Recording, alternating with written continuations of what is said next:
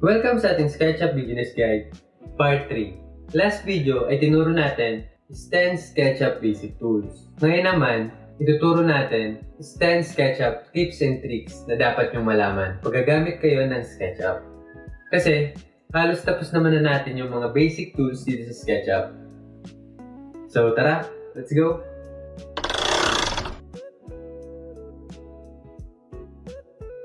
Unang tips na dapat nyong malaman ang pag-group at component. Ito.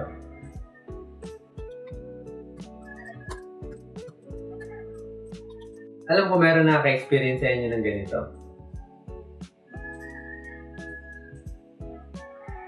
Yung sticky, para siyang sticky. Nangyari din ito sa akin nung nagsisimula pa ako ng SketchUp.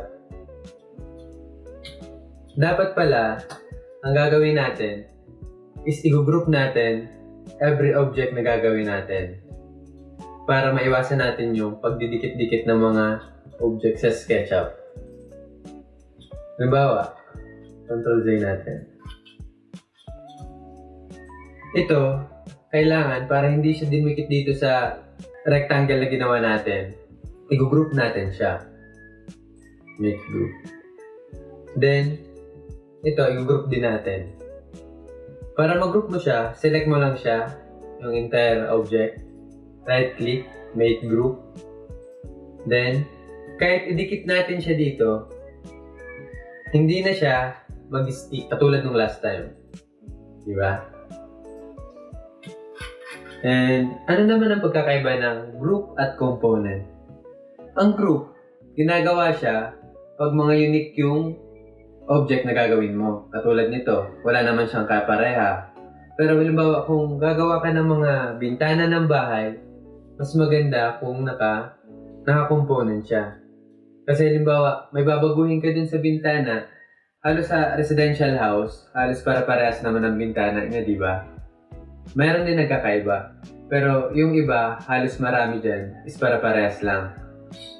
Ang maganda, i-component mo siya para kung may babaguhin ka dun sa bintana, entirely lahat na sila magbabago. Halimbawa, ganito pag magko-component. Halimbawa, gawa tayo ng bintana.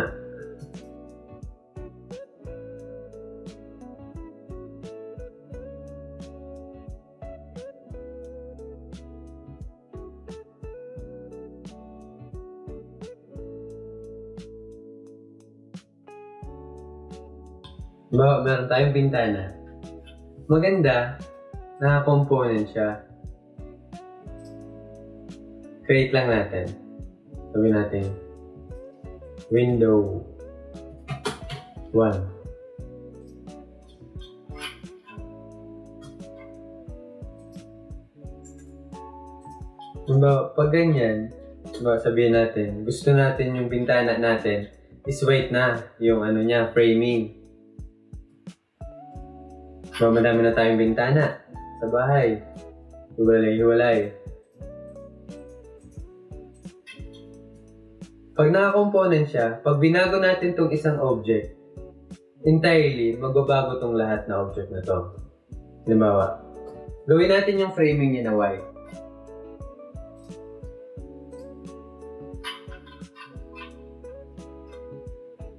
Halimbawa ito.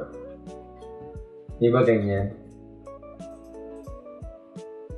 Nakita nyo, pag sinelect ko tong framing dito sa unahan, entirely, yung lahat ng window is masiselect din.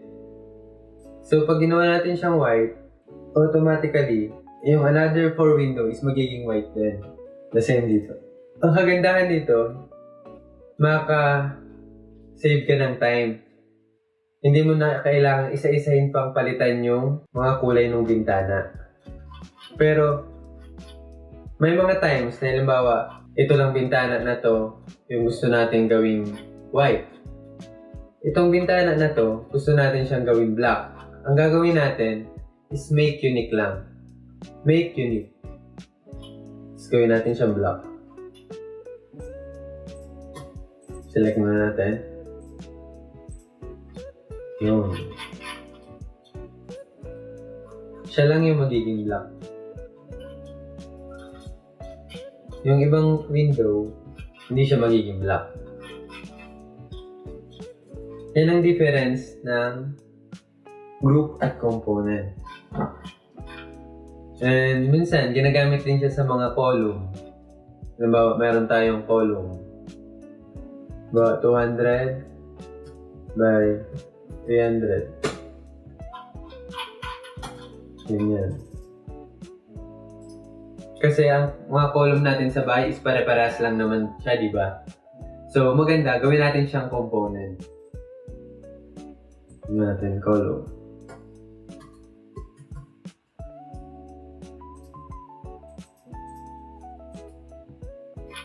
Then, 3,000 mm.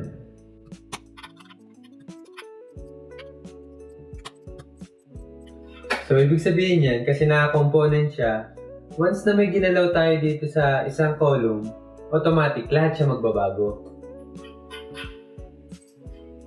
Halimbawa, binawasan natin yung height. Ganyan. Lahat siya mag-a-adjust. Isipin mo, meron kang column na 75. Kung iisa-isahin mo yun, di ba ang consuming, kung naka-group lang siya, halimbawa ito, mag-group tayo ng isang column.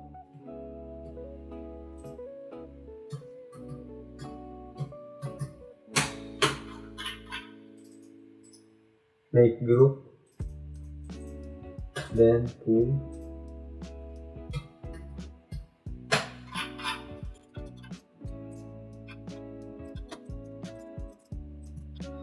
Diba, ganyan, yung column mo.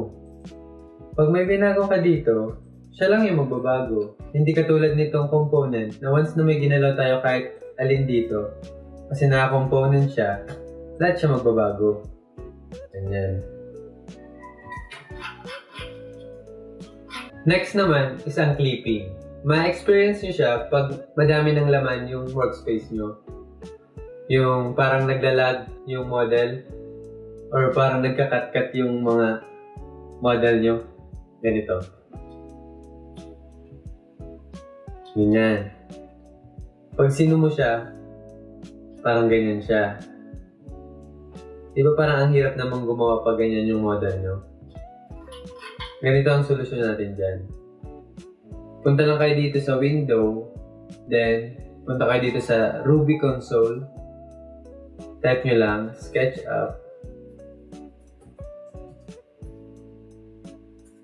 SketchUp.send _ action 10.62.4. Tandaan nyo lang to.